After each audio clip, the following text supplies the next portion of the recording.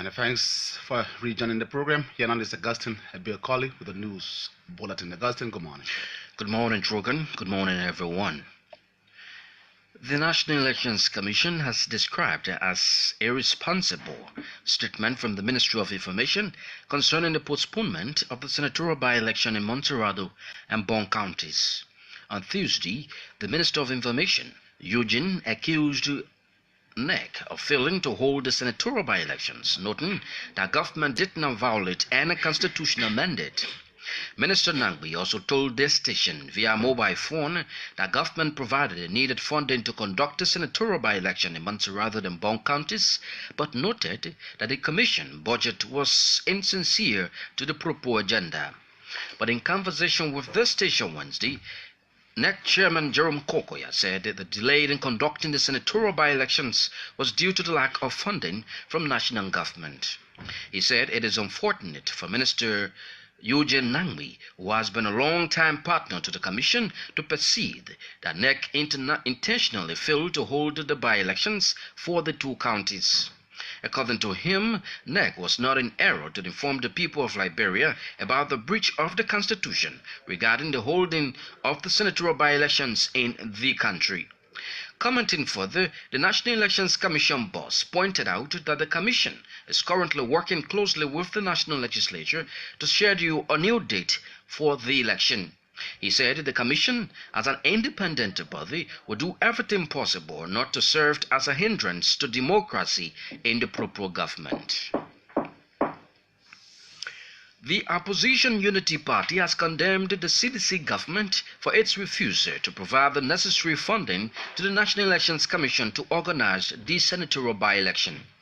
Speaking to this station Wednesday, Unity Party spokesman Mo Ali noted that the refusal of government to provide the necessary funding to NEC undermines the right of the people of Bon and Montserrado to representation. He added that the violation of the Constitution of Liberia by the CDC government is a well-calculated attempt to undermine the hard-earned democracy and peace of the ordinary people.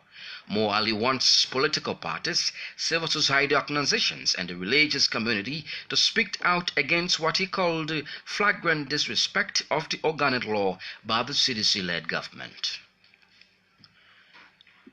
President George Weah has officially received a formal report from the Special Presidential Review Committee that was constituted to probe into the Global Witness Report on NOCAL.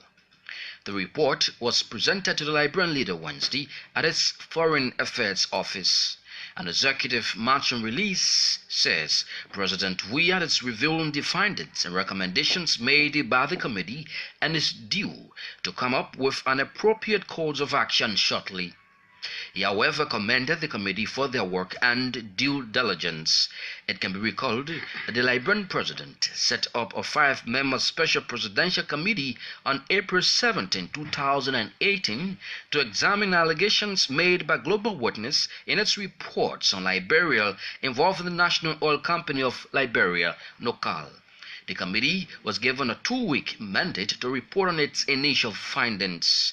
It, however, remains unclear why the committee took 4 weeks to report to the president. Members of the committee include Councillor Numbusi Nabudiki, chairperson, and Councillor Pierre Brown-Boo, Alexander Zor, Reverend Joseph Gadier Johnson, and Francis Graves as members. Report from Limba County says a 48-year-old man has died after he went in bed with a woman believed to be a commercial sex worker.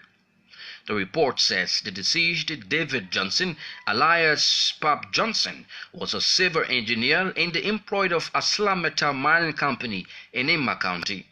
According to the report, the late Johnson was accompanied by the presumptive commercial sex worker to stay a night at Jackie's guest house when he met his demise. Doctor announced the man dead upon arrival, but the management disagrees, arguing that he did not die at the guest house. Our Limba County correspondent Franklin Dolokwi provided the details on Wednesday. The leadership of the House of Representatives has mandated has been mandated rather to liaise with the executive branch of government for a possible lifting of a moratorium placed on mining activities in Nimba County. It can be recalled ex-President Ellen Johnson Sirleaf placed a moratorium on mining activities in Nimba after a reported rioting at a Metastil's facility in the county.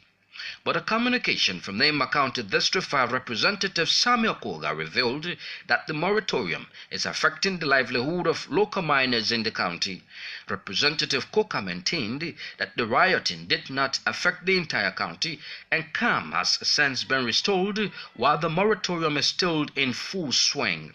According to him, government needs to lift the stay order and allow legal mining in which the local miners seek permit from the relevant entity to curb the recurrence of any violent act. Amidst the Nimba County lawmakers' accession, President George Weah has directed with immediate effect the Minister of Mines and Energy, Geslo Murray, to forward all applications for the issuance of mining or mineral licenses to his office for review prior to final approval. The Liberian leader emphasized the need to safeguard the country's natural resources for the benefit of all Liberians. President Weah issued the directive in a communication dated May 7, 2018. Members of the Cottington University Faculty Association in Bond County are continuing their strike action for the immediate resignation of Dr. Hammer Brown as president of the university. The president of the aggrieved faculty members, Lipolu Tolan, said their action for Dr. Brown to resign is based on bad leadership and unnecessary bureaucracies among several issues. According to Talon, their actions will remain ongoing until Dr. Hammer Brown resigns. A reporter in the county, Melvin Stewart, said the strike action, which started Tuesday, is creating setbacks for students attending the institution, especially those defending their thesis. Authorities of the Liberia Water and Sewer Corporation and the Liberia Water Producers Association have concluded negotiations authorizing the Liberia Water and Sewer Corporation to implement its new Act of 2017. The Act, passed by the 53rd Legislature, empowers the LWSC, among other things, to issue license for the development, operations, productions, and maintenance of commercial wells and boreholes in urban cities and towns. Section 5B and A of the Liberia Water and Sewer Corporation New Act also mandate that all commercial wells and boreholes in urban cities and towns with a pipe-borne water supplied within 200 feet and wells abstracting above 500 gallons monthly be registered with the entity. A statement issued by the Liberia Water and Sewer Corporation Managing Director and subsequently narrated to OKFM Wednesday by the communication manager trashed our reports of unilaterally implementing the Act without the cooperation of the LWPA. The Liberia Water and Sewer Corporation Communication Manager Tipson Tor added that the entities are expected to conclude a resolution intended to collaborate in generating revenue, reduce tariff, and improve the sector. Report from Grand Jida County says the 7th Judicial Circuit Court is yet to open for its May term amidst the opening of all circuit courts across the country. According to the report, the court failed to open on Tuesday because the assigned judge has departed the country to seek medical attention abroad. The clerk of the 7th Judicial Circuit Court in Grand Jida County told reporters that though the assigned judge is out of the country, he has not received the official mandate to open court for proceedings. It remains unclear when the assigned judge will return into the country. Our Grand Jida County reporter Gabriel Yuti said several cases on the court's docket are expected to be adjudicated during this May term of court, adding that officials of the court have assured the local authorities of finding a prompt solution to the situation. The United States Agency for International Development, USAID, has officially launched its Development Matters TV and radio program in Liberia. The USAID Development Matters TV and radio program is aimed at fostering informed debate about Liberia's development challenges. It also seeks to enable stakeholders' engagement on development-related issues in order to maximize the impact of development interventions on the country's population.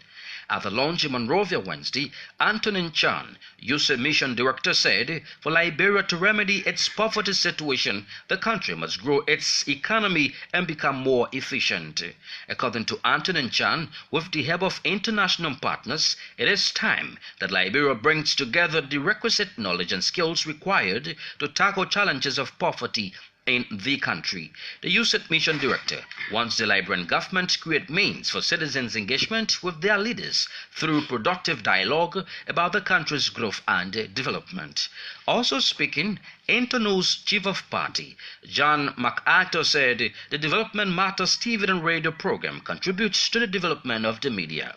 Madam MacArthur added that using the media for development will create public space for citizens to engage in national dialogue for the good of the country. And 21 staffers of the Liberia Revenue Authority, mainly custom officers and private sector partners working in the areas of logistics and supply chain management, have been awarded professional certificates in customs and trade felicitations. The recognition followed a recent week-long training course in Monrovia focusing on building effective and efficient supply chains, efficient custom procedures, and supply chain partnerships. It was aimed at creating trade opportunities to facilitate revenue collection. According to an LRA release, the customs and logistics training conducted by the experts and members of the Liberia Revenue Authority was funded by the Dutch Ministry of Foreign Affairs. The release added that the initiative is a part of massive efforts to boost the transformation and modernization of the LRA and at the same time strengthen cooperation with partner institutions in the private sector as a means of augmenting domestic resource mobilization. Speaking when she presented certificates to the participants, LRA Commissioner General Afrida Stewart Tamba praised the government and people of Netherlands for the vital support to the LRA. For his part, Netherlands Ambassador to Liberia Ron Stracker, in remarks, described customs and logistics operations as key for adequate port management and realizing effective domestic resource mobilization. He said effective port management is an essential fundamental pillar for economic growth, but indicated that said drive must be supported by good logistical systems and transparent customs handling. Ambassador Stryker assured that the Dutch government remains supportive of Liberia's developmental drive, and those were the stories contained in the news bulletin. Many thanks, Augustine Bill Colley, for the news bulletin. Augustine returns later on to bring you the foreign news. It's exactly 60 minutes past 6 o'clock in Monrovia. Today is Thursday, the 17th day of May 2018. And you're listening to News at Night on OKFM 99.5. The top stories we're following this morning: a tit for tat. National Elections Commission Chairman fires back at the Information Minister, saying his comments against the Electoral House were irresponsible. A Senator Party cranks suppression government for failing to hold the senatorial by-election. Given 2 weeks, but took 4 weeks. The special committee probing global witness report on local reports of President George Weah following concerns from the public. When pleasure goes wrong, man dies following sexual escapade with sex worker in Nima County.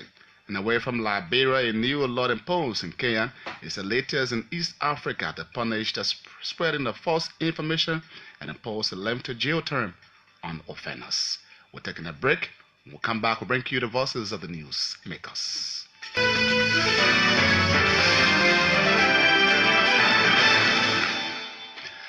Thanks for rejoining the program. The National Elections Commission has described as irresponsible statement from the Ministry of Information concerning the postponement of the senatorial by-elections in Moswaro and Bank counties. On Tuesday, the Minister of Information, Nagbe accused NEC of failing to hold the senatorial by-elections, noting the government did not violate any constitutional mandate. Minister Nagbe also told this station via mobile phone the government provided the needed funding to conduct the senatorial by-election in Moswaro and Bank, but noted that the commission budget was insincere to the pro-poor agenda. But in conversation with this station Wednesday, NEC Chairman Jerome Kokoya said the delay in conducting the senatorial by-election was due to the lack of funding from the national government. So Minister Namwe, who is a good friend of the commission, I think, when we're getting older, things can happen. I don't know. Maybe he just a little bit missed the boat and he had to talk and maybe he didn't want to talk. So late submission had not been an issue. Okay. We requested $1 million, right? This is $1 million for this May, for May. But let me just go back again. We submitted a request since January 22nd, and we didn't get any response before we started engaging other people to go through all of those stuff. And when we didn't agree that the 1.8 they were supposed to pay, we immediately sent the request to them in April. And we didn't get that $500,000. I think that money left before I traveled. When I traveled, all I thought the money was supposed to be here. When I came back, the money was still not here. We perfectly understand, Smith, that government has some financial problem. But we cannot pull it under the rug and pretend we got the money. We don't have the money. So we need to tell the Liberian people, look, we don't have the money. We're looking for the money. When we get the money, we're going to put the thing together. It can't be like we're fighting each other. We are not fighting government. We are not fighting anybody. We are simply trying to inform the Liberian people that we cannot hold election because we do have financial situation, and that's the truth. We cannot lie to the people. So going on the radio and say, oh, it's not a money business, I think that's irresponsible. It's money issue. We haven't had money. It's not that the government got the money, they don't want to give it. But it's true that they don't have the money, which is a national problem. So we all need to be responsible and assure the people that, look, we are working hard to get the money and then proceed to hold elections. Commenting further, the NEC boss pointed out that the Commission is currently working closely with the National Legislature to schedule a new date for the election. He said the Commission, as an independent body, will do everything possible not to serve as a hindrance to democracy in a pro-poor government. Timeline to hold elections. The government can always come up with good reasons, and we sure will be proposing to the legislature a good reason to give us, to appeal to that body to give us time to hold elections. All we need now is based on the meeting I told you about, we had on Friday, I sure Minister Chua will live up to his commitment. We'll get the information today that the $500,000 have been made available, then that will complete what we needed. I need to initiate a month. Then we can then write the legislature through our various chairpersons, and then they'll give her time. I'm sure they will understand that this is not the making of anybody voluntarily. We just don't have the money, and then give her a timeline that we can do the election quickly. So if the 500,000 promised by the Minister of Finance is made available on today, how soon you think the by-election will be in sight? No, like I said to you, I don't have any authority. I can only ask the legislature to do that. In the wisdom of the legislature, they could say, look, this thing drag on too long, you'll keep it on this time, or they could say you'll do it XYZ time. But again, we will be giving them certain conditions that would inform their decision. For example, if we put in the case will take a minimum of 45 days, okay, usually to produce and ship to Liberia. Okay, so once we sign the agreement, which will be signed by myself, Minister Toy, and Minister Dean of the Justice Ministry, then it will be formalized. Then you have like at least 45 days from that time to make a case available. So we need to provide that information to the legislature. So I'm sure that legislature, any date they want to set, maybe after the 45 days. The chairman of the National Elections Commission, Councillor Jerome Kokoya, describing as irresponsible statement from the Ministry of Information concerning the postponement of the senatorial by-elections in Mosrado and Bank counties. Meanwhile, the opposition United Party has condemned the CDC-led government for its refusal to provide the necessary funding to the National Elections Commission to organize the senatorial by-elections. Speaking to this station Wednesday, the UP spokesman Mo Ali noted The refusal of government to provide the necessary funding to NEC undermines the right of the people to bank and must rather to representation. Well, Smith, I'd just like to say the Elections Commission chair, in one way or the other, has corroborated what we issued in the press release or our position statement. And it went far contrary to what Mr. Mangwe said yesterday. And he has outlined, in fact, the reasons for which election of such nature can be postponed. Now, we stated that there is a gross constitutional violation, and he has corroborated that because the president did not suspend Article 37 of the Constitution. There was or there is no force majeure to force that to happen. And so we are following. Yesterday, Minister Eugene Nande and the other Eugene also shifted the blame at the feet of the National Elections Commission. Today, the National Elections Commission is saying something else. And that's why when you see in that release, we also faulted the National Elections Commission.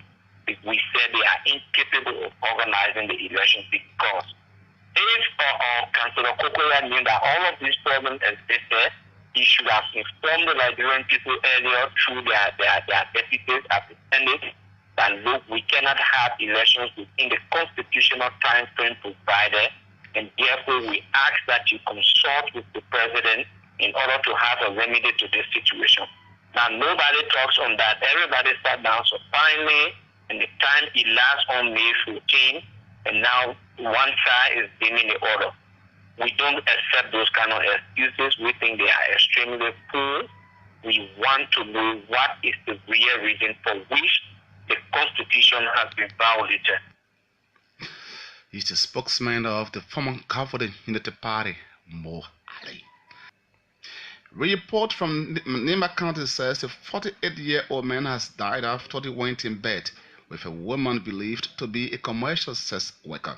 The report says the deceased, David Johnson, alias Pap Johnson, was a civil engineer and employer of Asla Meta.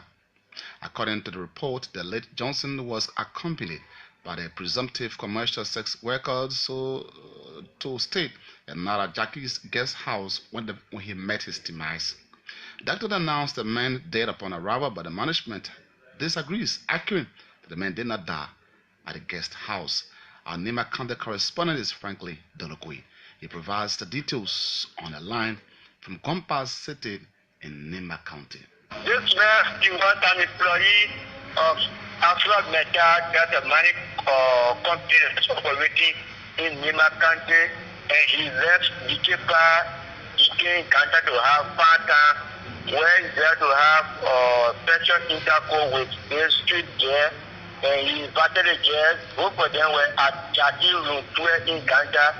When the girl went and informed the management of the girl so that this man or customer, the way he was behaving, we had to tell the factory to her, and she decided to inform the management, and the management came in Jackie, so room 12, where they rushed within the ENT hospital.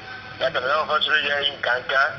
But before that, when they were rushing with him, he passed out or he died on the highway before reaching to the hospital. Does he have any family member there? Yeah, he has a family member that lives in that country while he lives in Dikepa, and he was in the medicine. He was a civil engineer and signed with the company. But after he left Dikepa, and we have some medical reports from the medical doctors at Medicine Hospital. You were advised by medical doctor that you shouldn't eat food to work, you shouldn't cover a long distance. The disease he was Johnson, he was a pressure patient, and we advised by medical doctor that she shouldn't do anyhow work. Now, what is the company saying concerning the death of one of its employees? Even though the human resource officer for the United States, when I spoke with him because he was in Canada, he said he's not an official spokesperson, but he described the death of one of the employees. They see Johnson as a big blow to the company because he said he was one of the staff at the company, and the company was fully depending on him. I also spoke with the manager for Jackie Jensen, his name is Darrell William to OKFM, that what happened here is death of this 48 years old man. He did not okay the gesture, but he okay outside of there. So he confirmed that the deceased was his customer because he booked a room where he did his 40 minutes to park the night, and he also brought his private jeep, and the jeep was stayed there when the incident occurred. The very hard-working Nima County correspondent via, that's frankly Dolokwe, speaking to my colleague Augustine KOLLIE. Still in Nima, the leadership of the House of Representatives has been mandated to liaise with the executive branch of government for a possible lifting of a moratorium placed on mining activities in that county.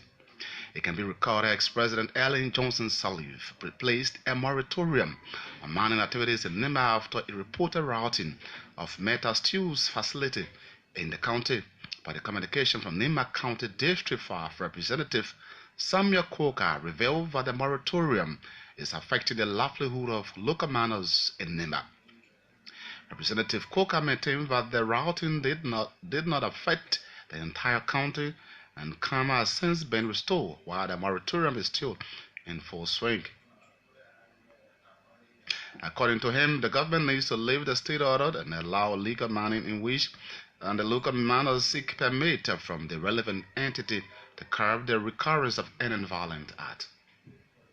It can be recalled barely 4 years ago, there was rioting that took place in Yekepa in the Zorowi community where properties got damaged. As a result, police went there, made some arrests, subsequently sent these corporates to court, and some were incarcerated and later being released. In that interim, the president, in her own wisdom, placed moratorium on the entire mining activity in Nima County as a whole. And being a president, we thought it was to observe the period because we never wanted to join the boat. Because if we had done it and then the subsequent rioting take place, eventually then our leadership or advice would be questionable. Taking into consideration that the area where this instances occur can have restored and normal businesses are taking place everywhere, the Nibayan, more especially in the mining sector, are constrained at this time and they cannot afford to keep the welfare of their citizens, even their children, to go to school because it is only that venture that they engage in to keep the welfare of their family and also enable their children to go to school. So we as a legislator that happen to be their representatives, we thought it wise to inform the plenary to seek the president can cooperation in this endeavor to lift the ban of the moratorium being placed on the mining sector in Nimba so that it will alleviate some problems that are creating in the economic sector within Nimba County. Mr. Presiding, as you may recall, the government of the Republic of Liberia, one of their sources of intake is the mining sector. If you look at county like Nimba, that is largely involving mining activities and happy to have moratorium at this time, 4 years now. It also circumvents the revenue component of the government, taking into consideration that the government is constrained in terms of budgetary appropriation. So in this vein, Mr. Presiding, I am asking the plenary in collaboration with the Nimba Legislative Caucus as representative of Electoral District number 5 to please ask the president as a decision asking him to please lift the ban on the mining activity in Nimba County. Nima County District 5 lawmaker Samuel Coker. Members of the Cotton University Faculty Association in Bang County are continuing their strike action for the immediate resignation of Dr. Herman Brown as president of the university. The president of the aggrieved faculty members, Liplo Talon, said the action for Dr. Brown to resign is based on bad leadership and unnecessary bureaucracies among several issues.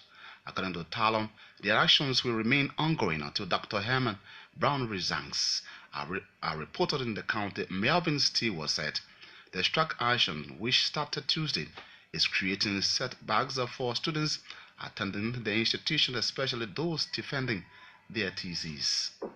County correspondent, rather contributor, and is Melvin Stewart, to tell us about this ongoing strike there at the Cotton University. Melvin, welcome to Newsnet. Thank you very much, Anthony. It's a wonderful time being with the people of Montserrat and other counties this evening hour. Tell us more about this strike action ongoing at the Cotton University. Thank you. you. Yes, you are quite correct. And this action all started yesterday, May 15, on the main campus of Pakistan University here in Swakobo District, where the Scottish University Faculty Association, headed by Mr. Jonathan Lepolotolo, presented their position to the current president of the university, Dr. Freeman Brown, to relinquish his post, or otherwise you call it to resign as of this present time, because they have understood from his since he took over from former president Dr. Henry Flomotoba, there have been a lot of lapse in his regime for less than 1 year now. So they have found out he cannot run the affairs of his university owing to the fact that he has a lot of bureaucrats in governing this university, where you have a lot of teachers, a lot of students coming from different backgrounds to come and acquire higher education here. There was a drama yesterday on Cotton campus. As you are aware, Cotton, in its curriculum, it is a tradition, is always having her graduation ceremonies in the month of June. And as you are aware, we are approaching June very, very, very well, and there are a lot of Our Bong County correspondent Melvin Stewart there, he spoke to my colleague Augustine Bill KOLLIE on yesterday. Still in more county news, a report from Grand Jury says the 7th Judicial Circuit Court is yet to open for this May term amidst the opening of all circuit courts across the country. According to the report, the court failed to open on Tuesday because the assigned judge has departed the country to seek medical attention abroad. The clerk of the 7th Judicial Circuit Court in Grand Jury told reporters although the assigned judge is out of the country, he has not received official mandate to open court for proceedings. It remains unclear when the assigned judge will return to the country. A Grand Jury County reporter Gabriel Yoti said the several cases on the court's docket are expected to be adjudicated during this May term of court, adding that officials of the circuit court have assured local authorities of finding a prompt solution to the situation. The 7th Judicial Circuit Court was unable to open yesterday because the resident judge supposed to be examined at this term of court. Councilor George White was on he said he's not well because according to the report where we spoke to the clerk of the court, one back he said that Judge presided long-term last month. This time around, so he was not able to come to the county to preside for this term of court. So that means that in Zwedru, the circuit court is not going to be open. The circuit court is not open. When we asked the clerk of court, according to what he told us, he said he has not received any mandate from the central court in Monrovia to open the court. But what happened was that there were so many people who should have been trial for this term of court, and they've been waiting since May 14 and up to present. It could remain closed because of this condition that is ongoing at present. So how are things being handled in Zwedru? The local county authorities are giving us the assurance that this is government business, and I hope this is our own judicial system, and when it comes to law, these are trained people and these are professional people. No one sitting there scared. So they are looking up to the Temple of Justice or the high office in Monrovia to make sure to be able to send a judge that will go through this kind of court. Gabriel Yotis is our Grand Jury County correspondent. He was on the line with my colleague Zinu Miller. Few last local developments. The United States Agency for International Development USAID has officially launched its Development Matters TV and radio program in Liberia. The USAID Development Matters TV and radio program is aimed at fostering informed debate about Liberia's development challenges. The launch in Monrovia Wednesday, Attorney Chan, USAID Mission Director, said for Liberia to remedy this poverty situation, the country must grow its economy to become more efficient. It is our hope that the debate and citizen engagement engendered by the series, the conference, and of course the academic course of the University of Liberia will inform policy decision making so that ultimately Liberia can find Liberian-centered and Liberian-owned solutions to the development hurdles that this country faces. It is extremely important that these solutions be Liberian-led and owned if this country is to become self-reliant and achieve its goal of ending extreme poverty and building and achieving a middle-income status.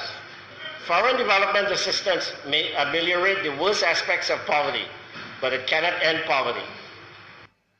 Also speaking in the news, Chief of Party Jean MacArthur said the Development Matters TV and radio program contributes to the development of the media. We all know development matters and we all care, but it's how we do development that matters. And I want to go through the media for development boxes that this program ticks, but also the media development boxes this program ticks. Let's now take this last local development. Authorities of the Liberia Water and Sewer Corporation and the Liberia Water Producers Association have concluded negotiations authorizing the LWSC to implement its new Act of 2017. LWSC Communication Manager Nathan Todd said the entities are expected to conclude a resolution intended to collaborate in generating revenue, reduce tariff, and improve the sector.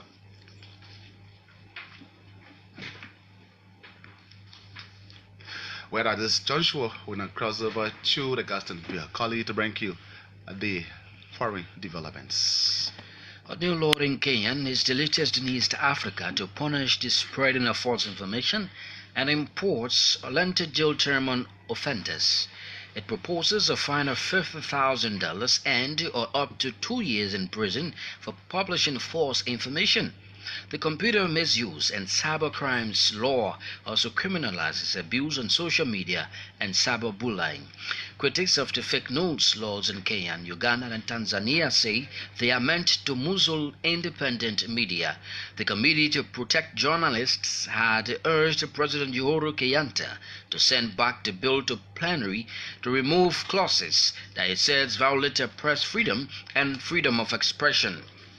And the Trump administration is hopeful its summit with North Korea will go ahead despite threats of cancellation. A White House spokesperson said the U.S. president remained ready. Earlier, North Korea released an angry statement saying it might pull out of the meeting if the U.S. insisted it gave up its nuclear weapons. The highly anticipated meeting between Mr. Trump and North Korea's Kim Jong-un is due to take place on 12 June. The groundbreaking agreement for Mr. Kim and Mr. Trump to meet came about as North Korea said it was committed to denuclearizing the Korean peninsula. Exactly what would entail has remained unclear, but North Korea has invited foreign media to witness the dismantling of its main nuclear test site later this month. And those were the foreign developments. Many thanks, Augustine KOLLIE, for the foreign developments. With that, we conclude this presentation of Newsnet on OKFM 99.5. Many thanks for listening, and thanks as well for watching. But before we go, here are the top stories we followed in this presentation of the program. Tit for tat. National Elections Commission Chairman fires back at Information Minister, saying his comments against the Electoral House were irresponsible as United Party cracks up pressure on government of failing to hold the senatorial by-election. Given 2 weeks but took 4 weeks. Special committee probing global witness report on Luka reposed to President Weah following concerns from public. When pleasure goes wrong, man dies following sexual escapade with sex worker in Nima County. As just heard now, foreign news, a new law imposed in Kenya is the latest in East Africa to punish the spreading of false information and impose a lengthy jail term on offenders. Augustine KOLLIE was here with the foreign developments and the news bulletin. Jimmy D. Wilson inside the controls and handled all of the technical aspect of this presentation. For more news and information on OK, you can log on to www.okfm.com. My name is TROKON Freeman. I presented a pleasant good morning from Monrovia.